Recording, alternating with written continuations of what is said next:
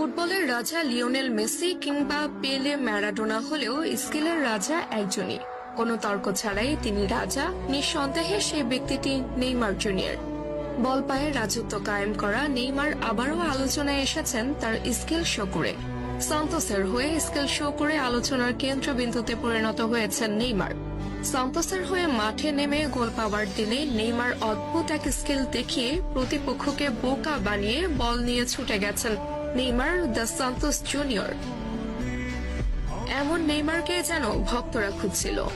goal.com এর প্রকাশিত এক শর্ট ভিডিওতে দেখা যায় লং বল রিসিভ করে নেইমার লাফিয়ে উঠে প্রতিপক্ষের বানানো বল নিজের বুকে নিয়ে গ্রাউন্ডে টাচ করিয়ে পায়ের কারুকাজে প্রতিপক্ষের প্লেয়ারের মাথার উপর দিয়ে বল ঘুরিয়ে নিয়ে আসেন নেইমার। তা দেখে অবাক বনে যান মাঠে উপস্থিতরত ব্যক্তিরা।